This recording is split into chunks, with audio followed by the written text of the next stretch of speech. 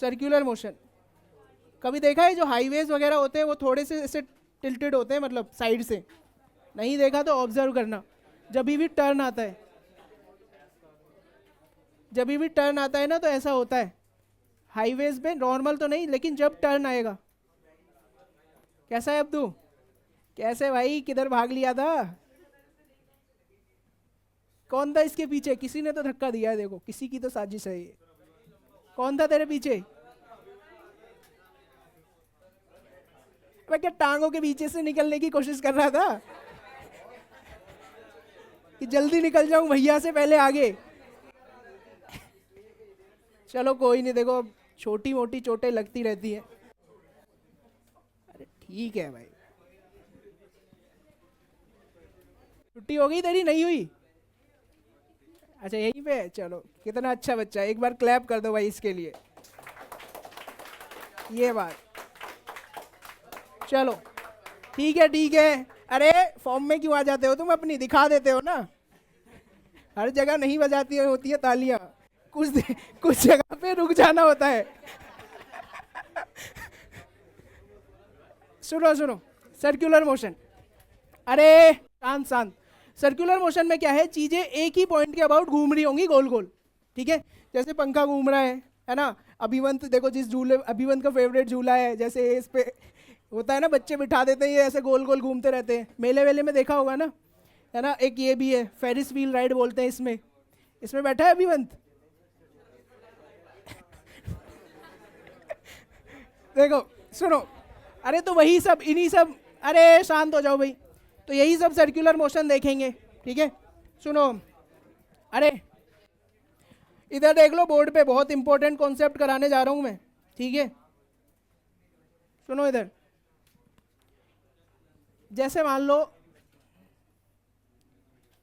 कभी train Wren में बैठे हो तुम लोग, उसमें क्या होता है, जैसे अगर हम दो चीज़ों को ऑब्जर्व करें, एक तो पास वाला पोल और एक जो दूर तक पेड़ है अपने पास।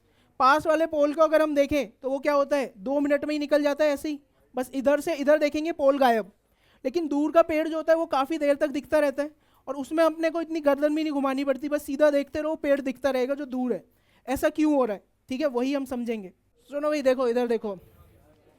अरे शांत हो जाओ, इधर समझो। एक कार थी, वो 20 स्पीड से जा रही थी, ठीक है? और उसको 2-3 इंस्टेंट पे हम ऑब्जर्व कर रहे हैं।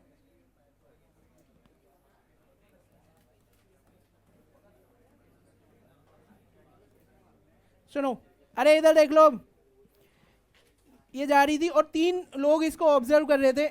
एक तो था ऑब्जर्वर 1, एक था ऑब्जर्वर 2, है ना? और एक था ऑब्जर्वर 3।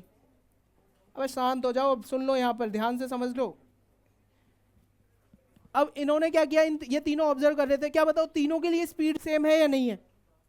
तीनों के लिए स्पीड से, अरे बिल्कुल सेम है भाई, तीनों रेस्ट पर है। ये तीनों को कार की स्पीड क्या नजर आएगी? v स्पीड नजर आएगी, है ना? क्या तीनों ने सेम टाइम तक ऑब्जर्व किया या नहीं किया?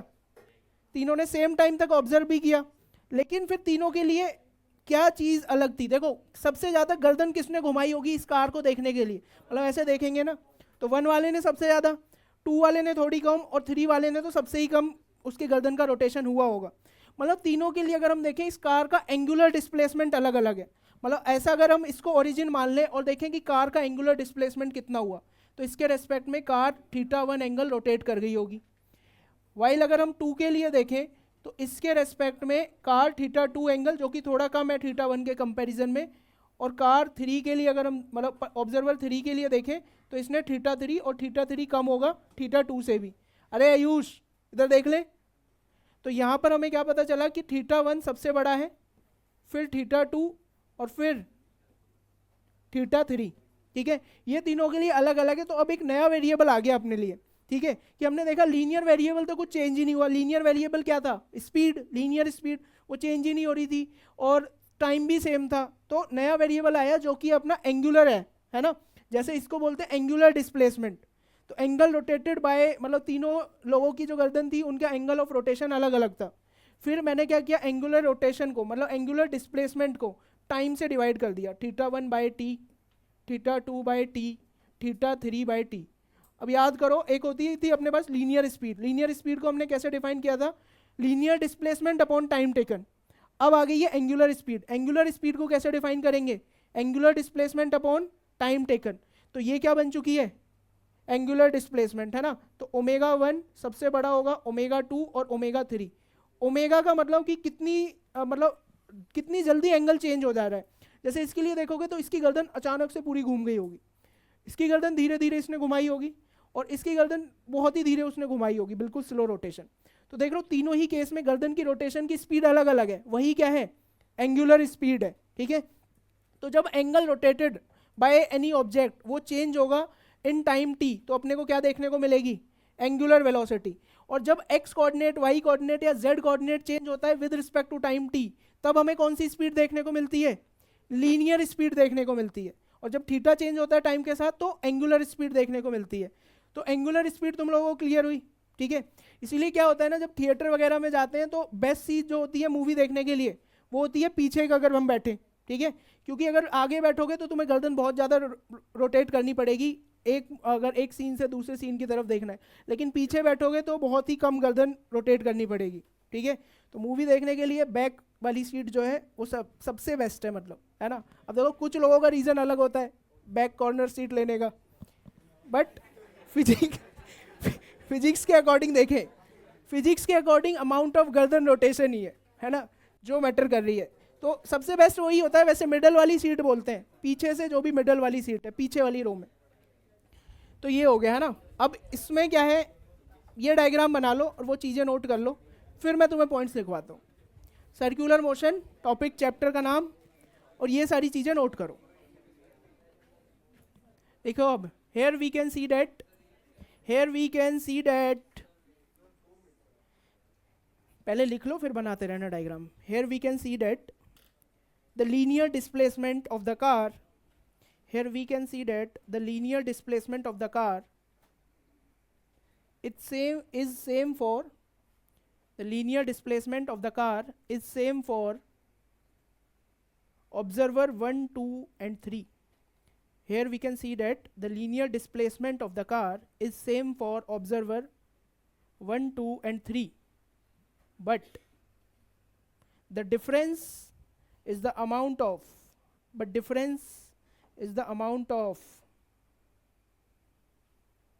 rotation of the neck of the observers. But the difference is the amount of rotation of the neck, गर्दन की rotation of the neck of the observers. Thus, there is a need of angular variable. Thus, there is a need of angular variable. Thus, there is a need of angular variable.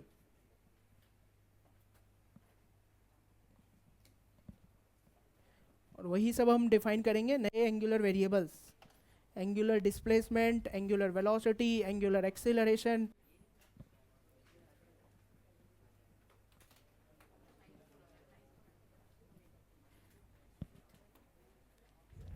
आओ अब चलो आगे बढ़ते हैं। देखो इधर, next है अपने पास एंगुलर डिस्प्लेसमेंट। एंगुलर डिस्प्लेसमेंट हम पहले भी पढ़ चुके हैं, अगर तुमको याद हो तो। कहाँ पे पढ़ा था? मैथमेटिकल टूल्स में पढ़ा था। ए पॉइंट से बी पॉइंट हम मूव करें, ठीक है।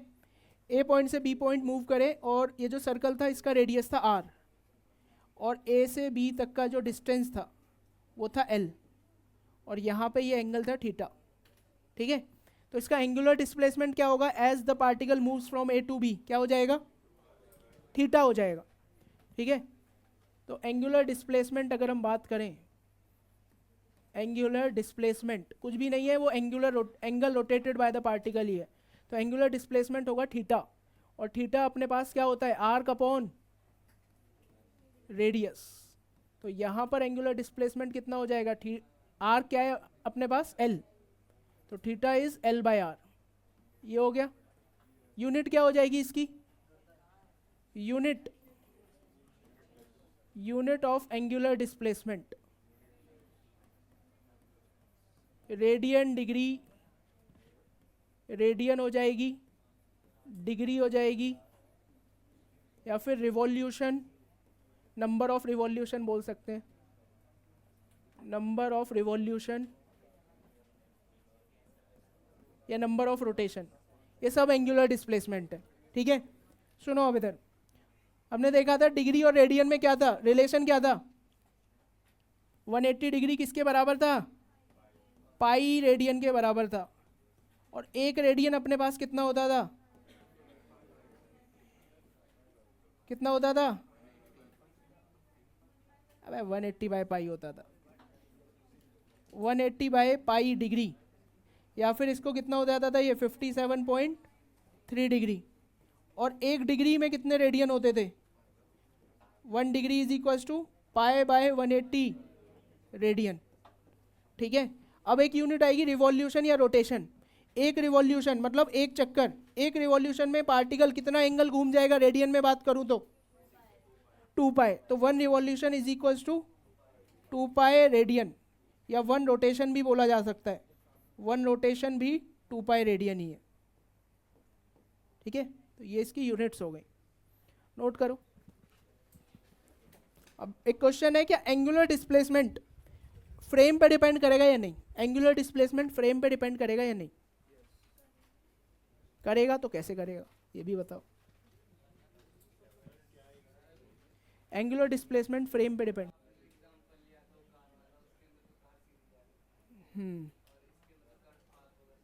कर्व पाथ होगा, हाँ।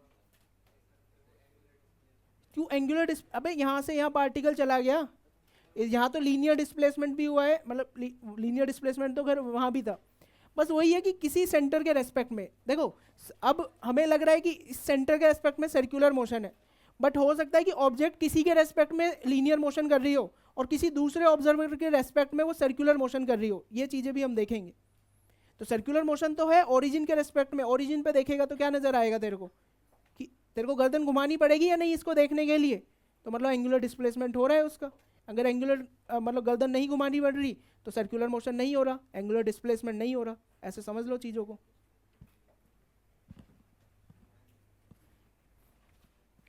क्या लगता है ये वेक्टर क्वांटिटी होगी या स्केलर होगी, दोनों है, देखेंगे कैसे।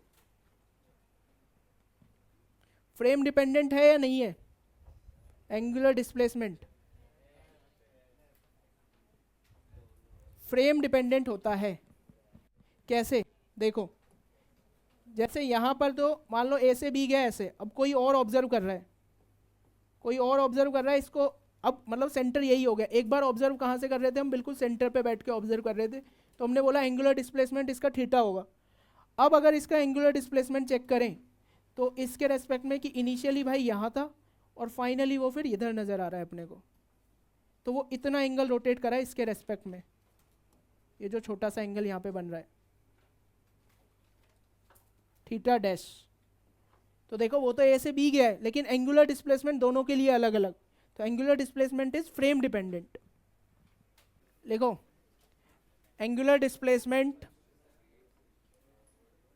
is defined as the angle subtended, angular displacement is defined as the angle subtended, angular displacement is defined as the angle subtended by a moving particle, angular displacement is defined as the angle subtended by a moving particle,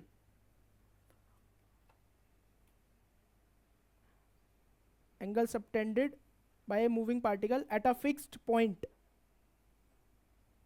किसी fix point के respect में है ना, angle subtended by a moving particle at a fixed point. Next लिखो, it is frame dependent, it is frame dependent, it is frame dependent, it is frame dependent, it is frame dependent. Next point, it also depends on the observer, it also depends on the observer. Next point, it also depends on the observer, it also depends on the observer. लिख लिया? Next लिखो, angular displacement in large interval या angle rotated in large interval, angle rotated in large interval is scalar, angle rotated in large interval is scalar, angle rotated in large interval is scalar. उसका next point, angle rotated इन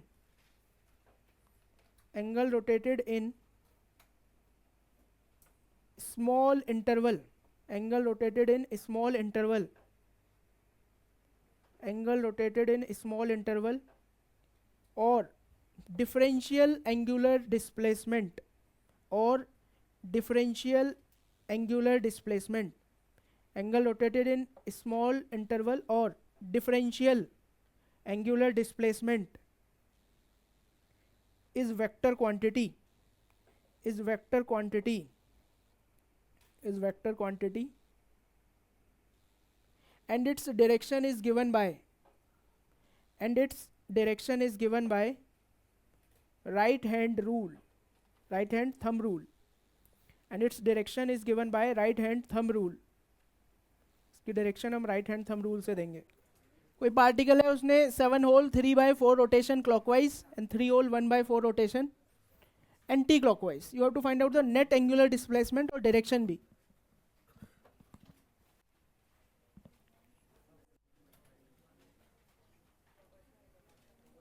radiance में बताना है, और angular displacement radiance में बताना है, ठीक है।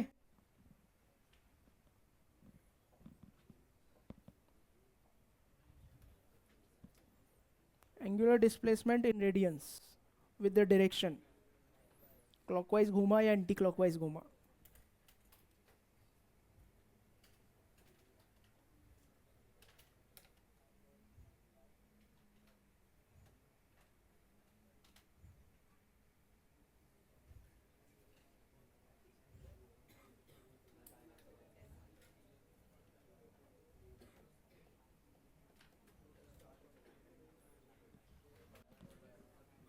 क्या भाई, आया किसी का?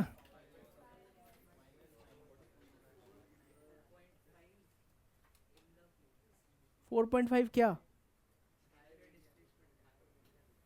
पाई वाई नहीं आएगा?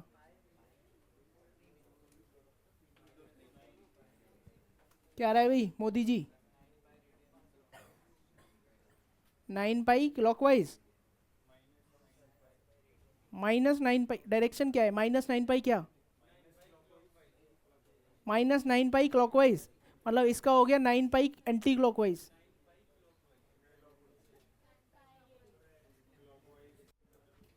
देखो बहुत सिंपल सवाल है, तो बचपन में कराते हैं बच्चों को 6th-7th क्लास में। क्यों राघव?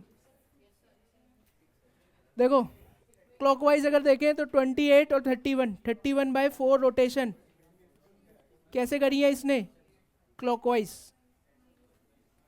और यहाँ पर देखिए 12 13/4 रोटेशन कैसे करी है? Anti clockwise. दोनों को ऐड कर दो। सुनो अब, लेकिन ऐड करने से पहले डायरेक्शन का ख्याल रखना है। ये तो क्लॉकवाइज है, ये एंटी क्लॉकवाइज है। कौन सी वाली ज़्यादा नज़र आ रही है तुम्हें, रोटेशन क्लॉकवाइज या एंटी क्लॉकवाइज? क्लॉकवाइज। तो हम मान लेते हैं कि क्लॉकवाइज डायरेक्शन को हम पॉजिटिव लेंगे और एंटी क्लॉकवाइज वाले को क्या लेंगे? नेगेटिव लेंगे। तो ये हो जाएगा 13/4 माइनस 31/4 माइनस 13/4। डायरेक्शन क्या आएगी इसकी? क्लॉकवाइज। तो कितना हो गया ये? कितना आ रहा है ये? 9/2 आ रहा है। 18 हो जाएगा, हाँ 18 हो जाएगा, ठीक है। 9/2 रोटेशन कैसे आई है? क्लॉकवाइज। आंसर हमको किस में देना था? रेडियन में। तो रोटेशन से रेडियन जाने का तरीका क्या है? Into 2 pi. तो 9/2 इंटू 2 पाई क्लॉकवाइज। तो कितना हो जाएगा? 9 पाई क्लॉकवाइज। अब सुनो, अगर हम उल्टा मान लेते कि क्लॉकवाइज को हमने नेगेटिव लिया होता, एंटी क्लॉकवाइज को पॉजिटिव, तो आंसर क्या आ जाता अपने पास? नेगेटिव। तो आता -9 पाई एंटी क्लॉकवाइज। तो हम समझ जाते वो क्या है? 9 पाई क्लॉकवाइज। तो किसी को भी पॉजिटिव ले सकते हो, किसी को भी नेगेटिव ले सकते हो।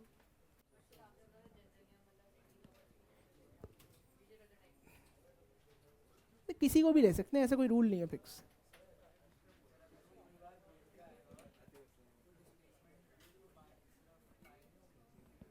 एंगुलर डिस्प्लेसमेंट है ना भाई, घूम के गया, पहले ऐसे घूमा फिर ऐसे घूमा, तो इनिशियल और फाइनल पॉइंट के बीच में क्या एंगल रोटेट किया वो पूछा हुआ है ना।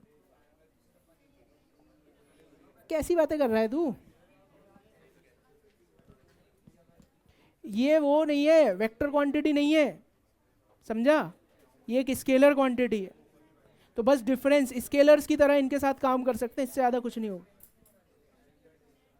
नाम यही बोल देते हैं, एंगुलर डिस्प्लेसमेंट ही उसको।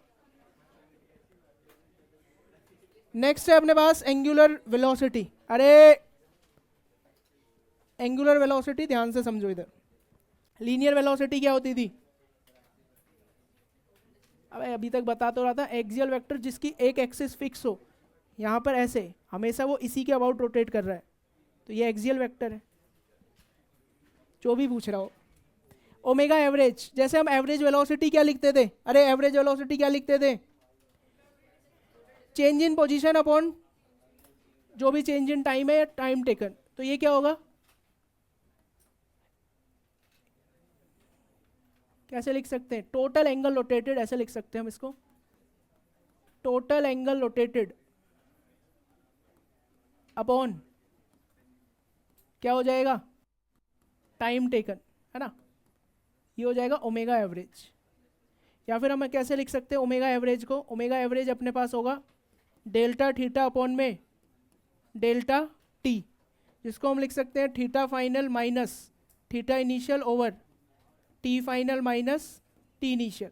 अच्छा ओमेगा एवरेज बताओ, ये स्केलर क्वांटिटी होगी या वेक्टर क्वांटिटी होगी?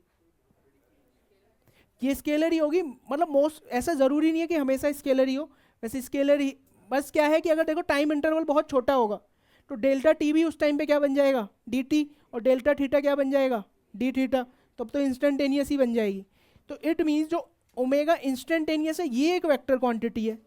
ओमेगा इंस्टेंटेनियस में थीटा बहुत छोटा होगा, जो कि क्या होगा अपने पास? डी थीटा वेक्टर अपॉन में डी टी।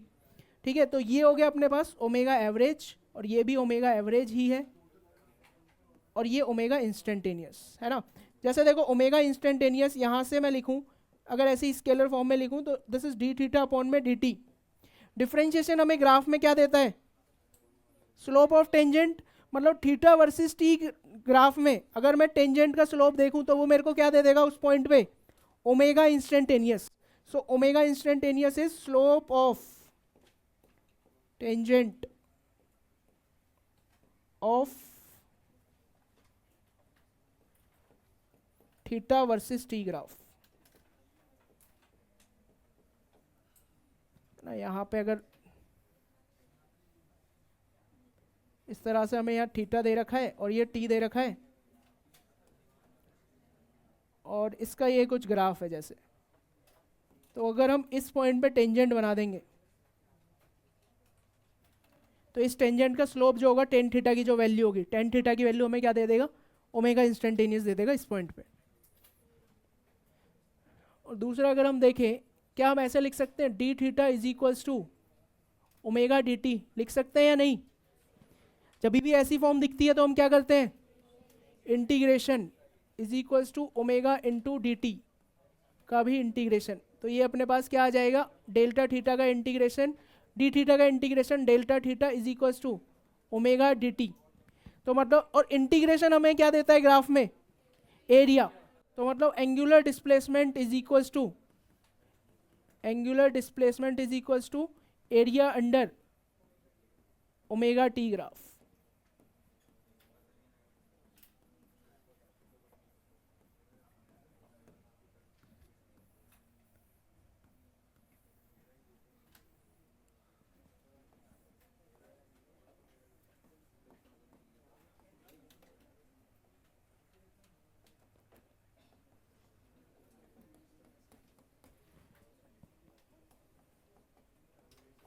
यही एरिया ही अपना एंगुलर डिस्प्लेसमेंट है। अब ये बताओ ओमेगा की यूनिट क्या होगी? ओमेगा की यूनिट थीटा, थीटा पर सेकंड। कौन है ये थीटा पर सेकंड वाला? अब थीटा की यूनिट होती है रेडियन, और इसकी क्या होती है? सेकेंड। तो रेडियन पर सेकेंड या फिर डिग्री पर सेकेंड भी हो सकती है, और अभी बताया था रेवोल्यूशन, रेवोल्यूशन पर सेकेंड भी हो सकती है, और एक यूनिट होती है रेवोल्यूशन।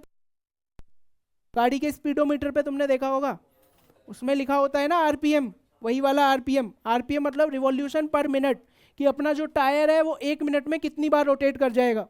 2000 आरपीएम मतलब अपना टायर 1 मिनट में 2000 बार रोटेट कर जाएगा।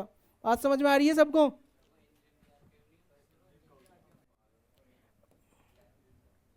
अब इंजन का आरपीएम नहीं होता, इंजन का आरपीएम कैसे मेजर कर लोगे बे तुम? इंजन घूम रहा है तुम्हारा गाड़ी का है, उसको वॉशिंग मशीन बोलते हैं, इसमें इंजन घूमता है। गलत चीज तुम्हें गाड़ी बता दी है।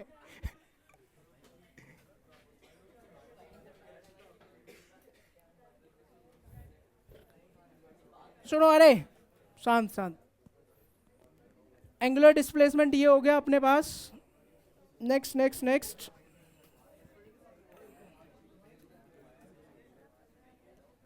एसआई यूनिट जो इसकी होती है वो होती है radian per second. Other units होंगी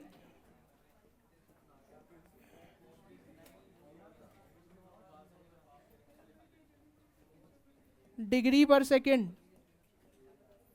या फिर रिवॉल्यूशन पर मिनट आरपीएम, या फिर आरपीएस, रिवॉल्यूशन पर सेकेंड। 1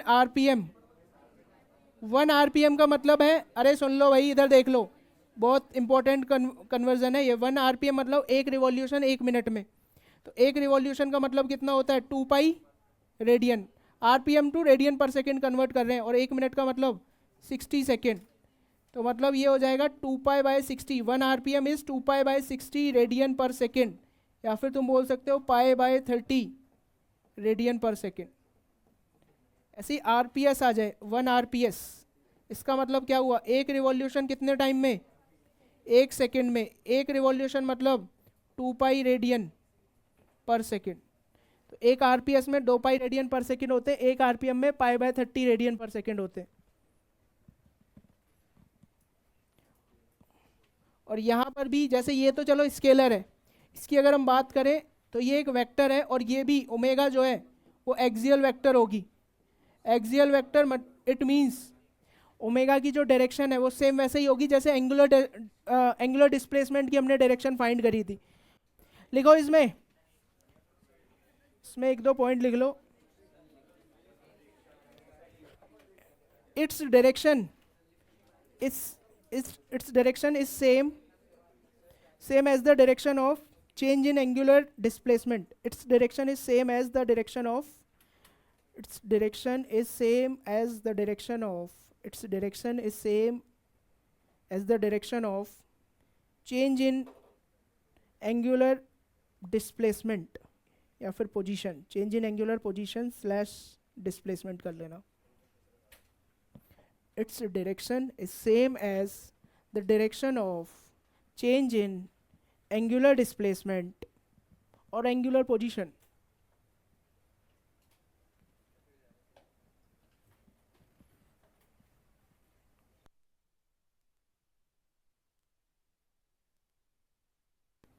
हो गया?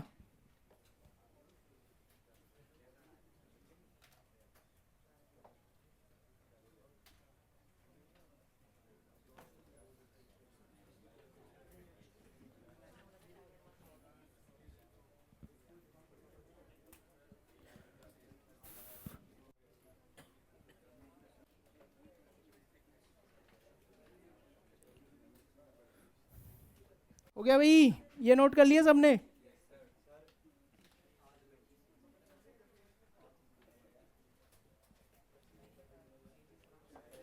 कर तो लिया है सबने नोट, बैठे हुए हो तुम लोग। एक प्रॉब्लम फिर छुट्टी।